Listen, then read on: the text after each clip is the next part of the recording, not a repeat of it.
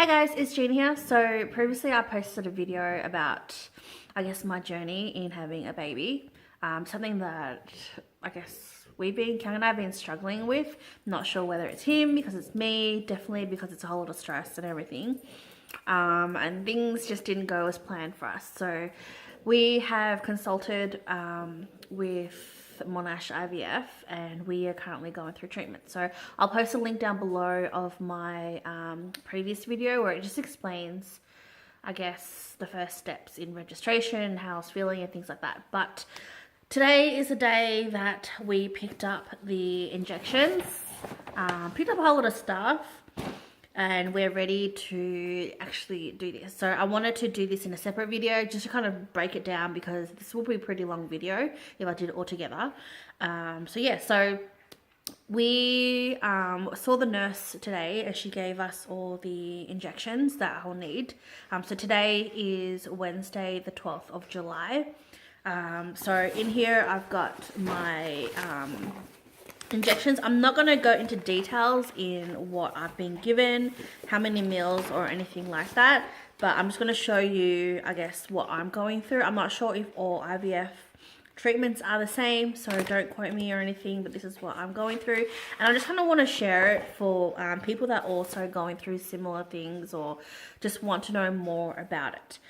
So I am using Puragon injections. So I believe I'm going to be taking this for a week, just a bit over a week. So I was given my injection, my pen, which looks like this. This is really, actually, look, I'm not really scared of needles. Like, I'm not really squeamish or anything. Anytime I do a blood test or if I need injections, I'm usually fine with it. But I think it's the idea of having to do it myself. It's quite scary now that I think about it. Like, I've watched my dad go through with the with the diabetic needles, and it seems okay, but his needles are like really short. These ones seem quite long, about this long. So I'm not sure how I'm going to go with it because I'll need to do this myself. But yeah, so I've got the pen and I've got about one or one and a bit weeks worth of injections. This is the Puragon 900. On this, I'm not sure exactly what it does. The nurse was really great. She explains to you everything and notes down every little step on the way. It can be a bit daunting with treatments and like with the whole IVF process, actually, because there's a lot of paperwork, a lot of things you need to do, lot of appointments, and they try their best to really break it down with you so you know exactly what's going on. Sometimes for me it goes in one ear and out the other, so I kind of have an idea of what's going on, but just don't really know the exact fine details. But pretty much this will kind of help stimulate my eggs just to make it plump and better, I think. And then I've got another set of injections, which I'm not going to take now. So after I've taken this Puragon one for about a week or so, so next, not the Monday, but the following Monday coming up, I'll make an appointment to get some ultrasounds and blood tests done. So I need to do 2 that week, and then she'll tell me when I can start taking these, which is the Ovidrol. I'm not, like, again, I'm not sure what this does exactly, but I'm guessing it's all the scientific stuff in like making sure that my eggs are all plumped and all healthy and perfect size. So yeah, so I've got all these stuff ready. So she's also, because I'm really bad when it comes to remembering when to take things, so she's got it all listed down in when I should take it, when I should not, when my next appointment is, which is really good. So I've got all that. Also, you know, got like my little syringe things to put my needles in and things like that. So shit is getting real, pretty much. I don't start doing this till tomorrow, but I just wanted to kind of show you exactly everything that I have so far.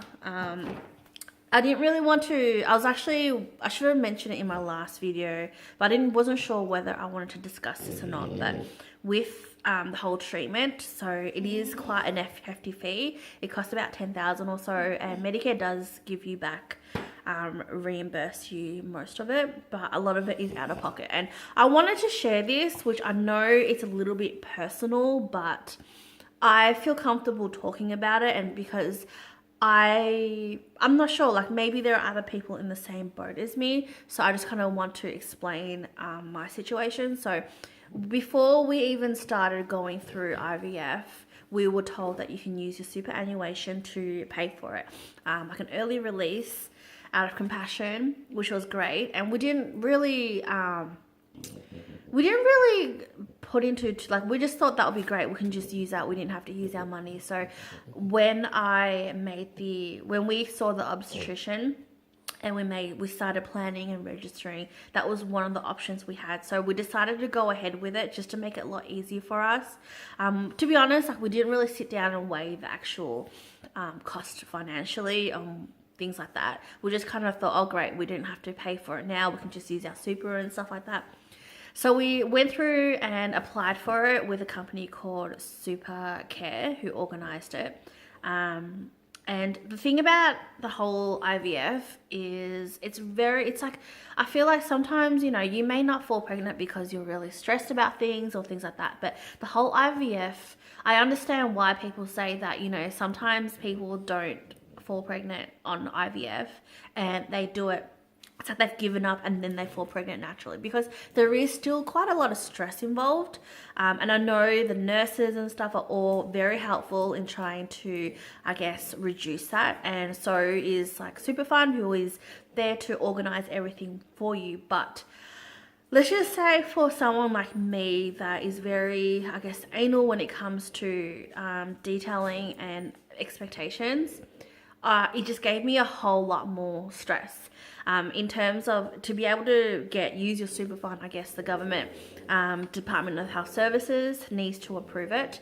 I think the reason why you can use it is based on compassion. If you're stressed or if you're mentally, I guess, not depressed, but if you're mentally not able to fund it for a specific, I'm not sure how exactly, but basically you do need to have like a psychiatrist appointment. You do need to like fill in these forms and everything, and register with Centrelink and things like that as well. This is in Australia, by the way, so I'm not sure whether overseas any other country does it, but this is experiencing in Australia going through IVF.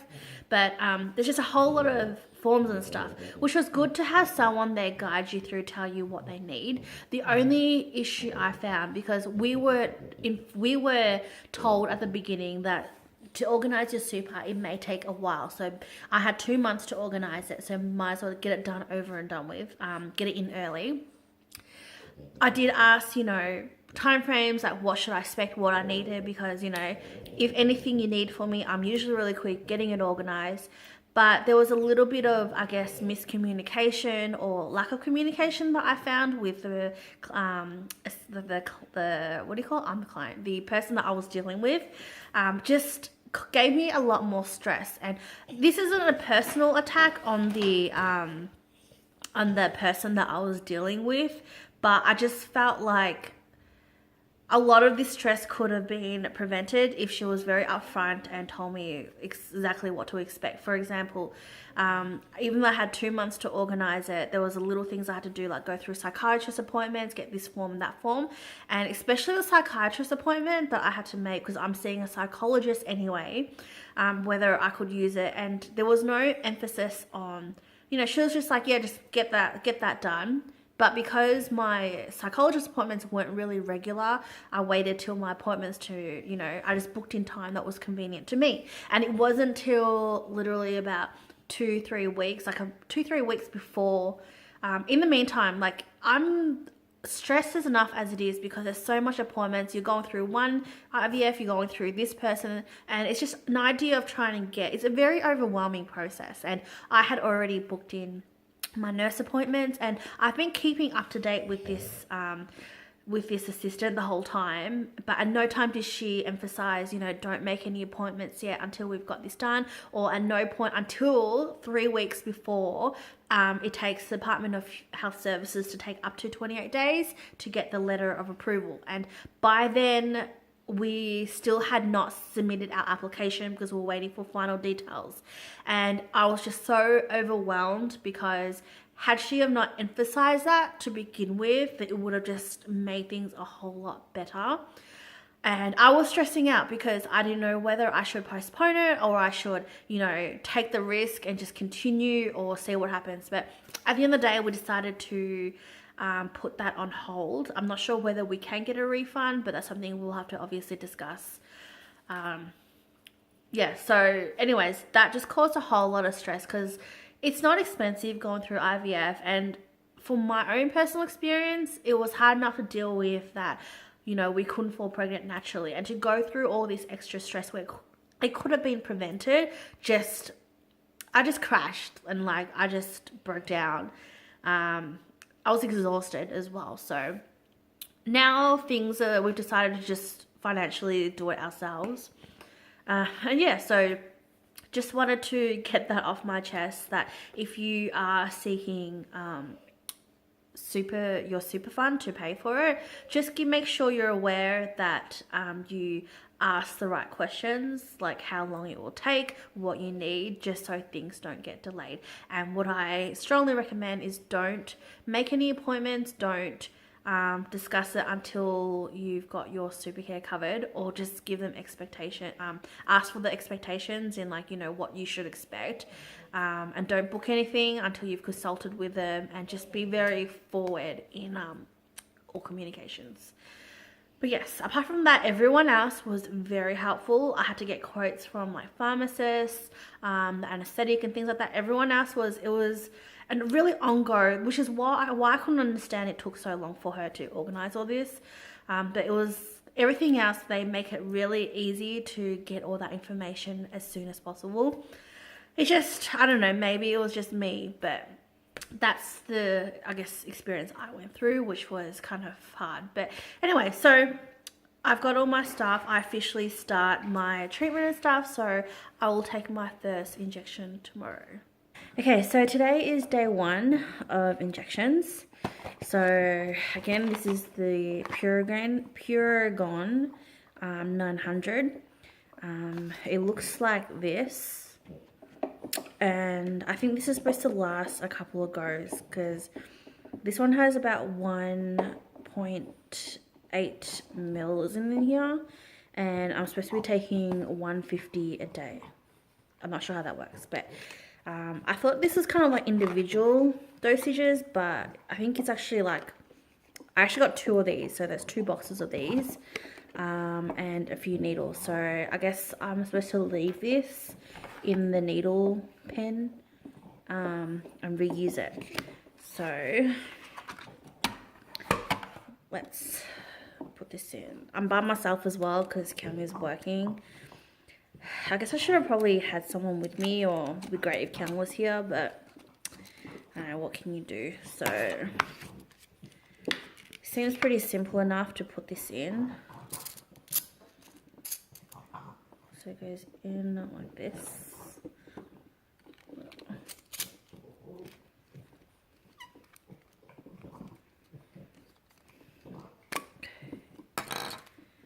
So we've got the needle. I'm not really scared of needles. Like, I don't really have a big problem with them. Like, usually when I get blood tests done or injections, I'm not usually that bad. I don't enjoy looking at it, so it should be fine. And when I was testing it on the cushion, I was fine with it, but I don't know, like having to do this myself, hopefully. Oh shit, I almost lost it. So I've got the needle in. Now my dosage is 150, so 150. Oh my god. The needle is definitely way longer than like a diabetic needle, so it's pretty thin. She said that you shouldn't really feel anything, but it is pretty long. It's about that long. I don't know how I want to do this. Alright, let's go. The good thing is, because I'm pretty fat, like I've got pretty much a lot of gut to cover, so it's kind of like a lot of cushioning as well, which is, I guess, if you want to see the funny side of things. But yeah, I don't know how I'm going to do this.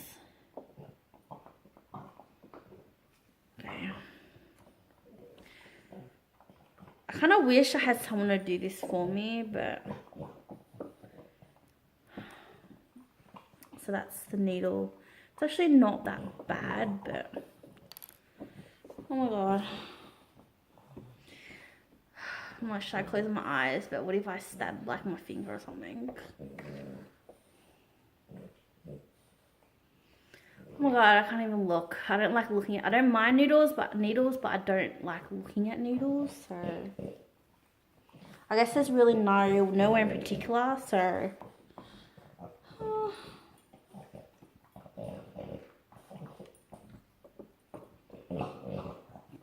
Oh my god.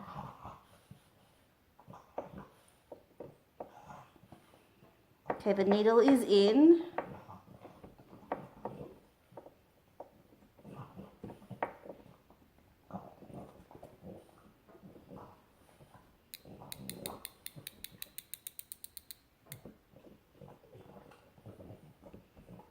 One, 2, 3, 4, 5, 6, 7, 8, 9, 10.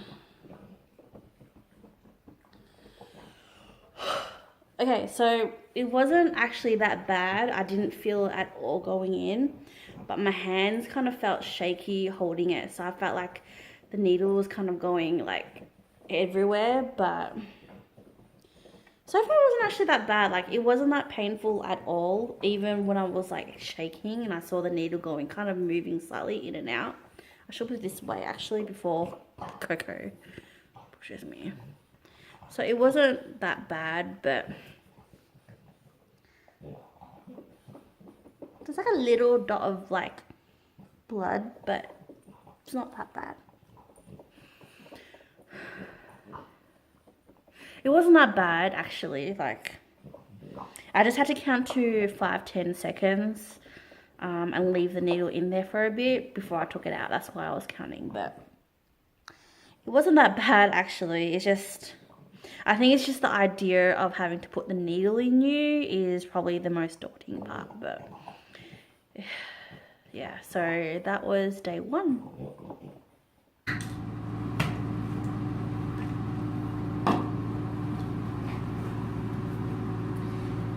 Coco's patiently waiting. Day 4, I've just taken, I think, my 4th injection. Today was a lot easier. I saw the nurse this morning, so I went in for a blood test and a scan. Okay, so today is day 6 and I am having a mental off day today. I know, just things came up and let's just say I'm not in the greatest mood today, which is fine because I go through this once in a while. In general, I think I'm getting a lot better. But once in a while when things happen, then obviously I don't cope as well. And it sucks because I was doing so well. But yeah, I just hope that this doesn't affect me because I know, you know, stress plays a lot in it. And I hope that, you know, I don't get stressed a lot. Otherwise, this will be pretty pointless. But I think this might be the last lot in this little vial, so...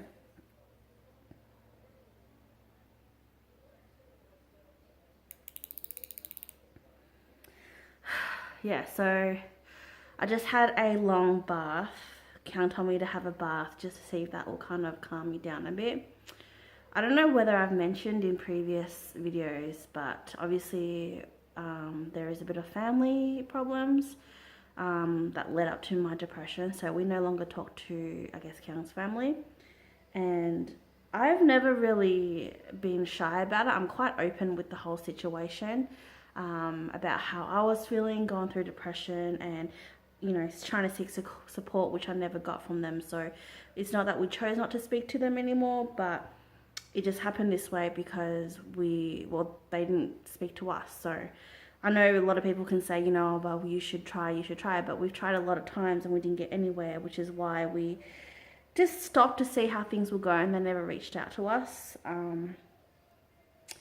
So yeah, that sucks. But I guess what sucks even more is that we're trying to have a family because we want to be able to move on and, you know, just move on, have a family and focus on us. But I feel like the more I stress about problems that happened in the past, the more I feel like that's my reason, like my fault why I can't move forward. Like people say, why don't you just move forward? Like, why do you always think about the past? It's just no one really understands how much pain I went through, how I felt devalued and completely neglected. I felt like, you know, I felt used and I felt like I was no one to them. So that is why I guess I am going through therapy to try and figure that out. But it just sucks because I don't know whether I also mentioned previously, but we didn't know, but we found out that Kyung's brother and his wife, not only were they pregnant, they already gave birth and we didn't even know about it. So it kind of sucks. And I don't like, sometimes I want to be able to share this because I am quite an open person, but at the same time I don't, because I don't want them to know anything that's happening in our lives. You know, it sucks because they're happy, they have that family and support, you know, whereas we are having trouble to conceive, and even if we do, we will never get that. And I feel like, you know, this whole process is not just being alone with IVF, but it's also being, I guess, alone in general, not having family. Like, don't get me wrong, I've got my family, but just having people that are absent in your lives, it sucks. And I don't know why, but it's not that I need them, but it just would have been nice if they treated us or thought of us as someone that, you know, I don't know what I was thinking, but I know I've got my family for support always, but it just sucks that even though we've got them, it always feels like we're alone in this, and the journey that we take is on our own. So yeah. So today is day 7 and it's currently 9:45 in the morning. I'm just about to start my next set of injections in the morning as well. So I'm still taking the Puragon in the evening, but now I'm also taking Orgalutran in the morning as well. So day 7 is done. Day 8, about to take my morning injections. Thursday night, and I've officially been doing this for a whole week. Hey guys, so today is day 9. Today is a Friday. I just got back from the clinic. So I had my second lot of scans and blood tests today. But I took my injection at the clinic because it was around the same time. I was there anyway. So I'll take my nightly. I'll continue taking the injections this week until she contacts. She'll call me this evening, this afternoon, to let me know when my when my surgery will take place. So we'll find out then. It's 10 o'clock. Time for my nightly injections. I just had a call, well, not just had a call, I had a call from the nurse this afternoon, and she said that I am booked in for Wednesday next week for my surgery, my day surgery. So that's all done.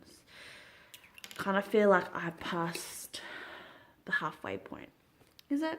I'm not sure, but shit is getting real. Today was a bit of a struggle to get up. It's Saturday evening and I'm taking my shots.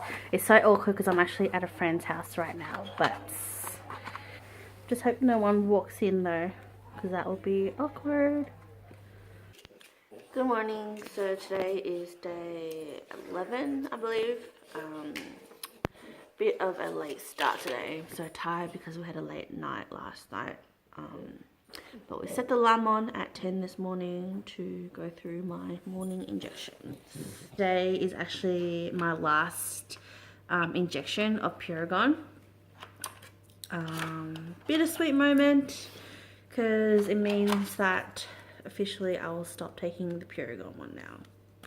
Morning. So today is Monday. It is day 12 and officially the last Orgalutran injection. So it's Monday night and I don't need to take the Paragon anymore. However, I do need to take these two massive boxes. This is new. This is Ovidrol. So guys, that was the last of my injections.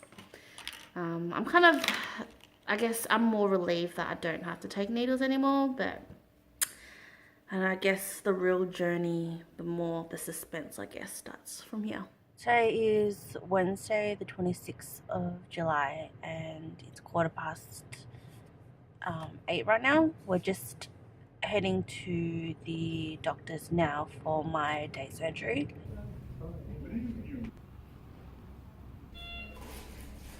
It's just past 4 p.m. I look like a mess because I just woke up. The surgery didn't actually go for that long.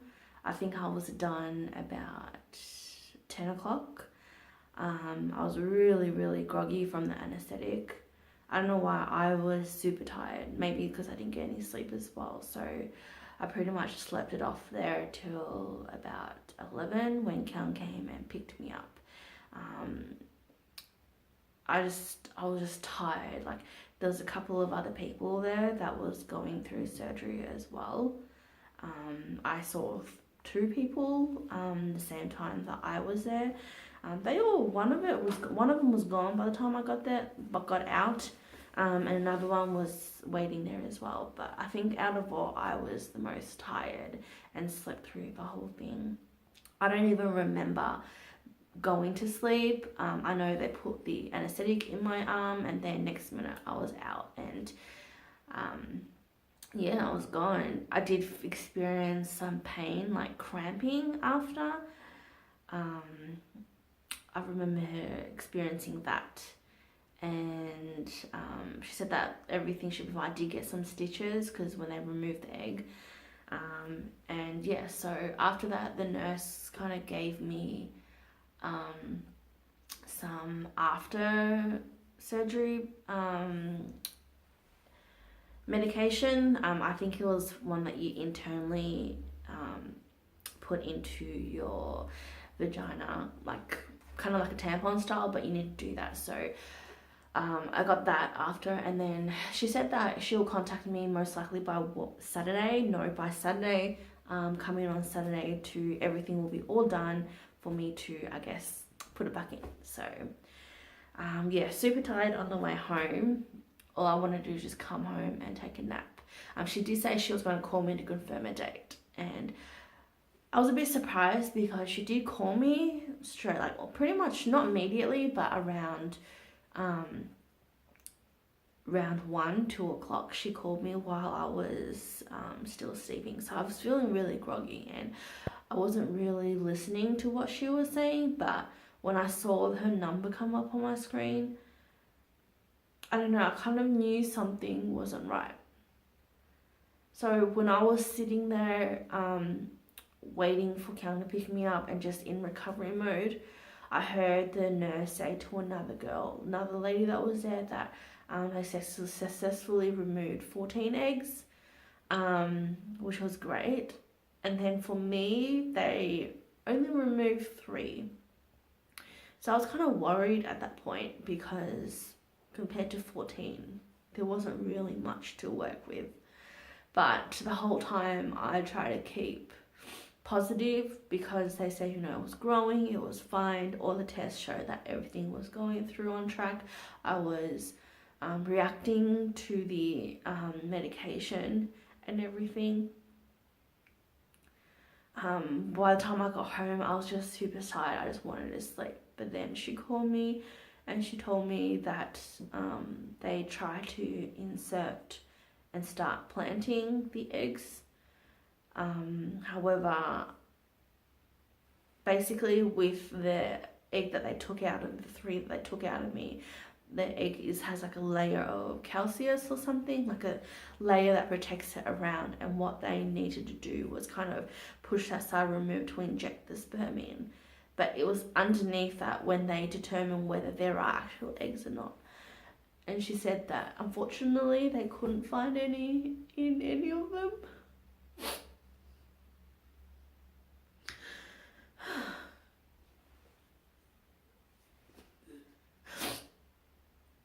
It hasn't even been a day. We've been waiting for this moment.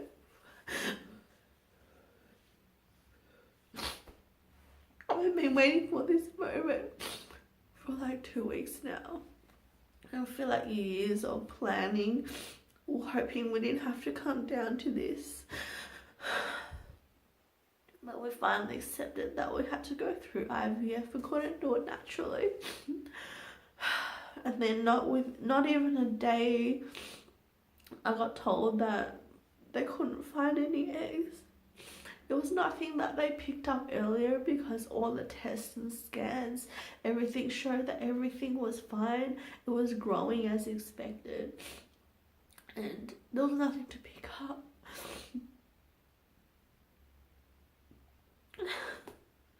So all that treatment didn't really do anything. So today is Monday the 31st, and I wanted to, I guess, kind of just end it here and explain what has happened. It's been 4 or 5 days since we had the surgery and found out that it wasn't a success. I was kind of like a mess last week, and I was under anesthetic, so I'm not sure if it was kind of explained well. Basically what happened was that when I was on the injections, they help grow a follicle, which is like the little sac thing that you see in the ultrasounds. Everything appeared to be going smoothly. I was reacting and it was growing to a perfect size.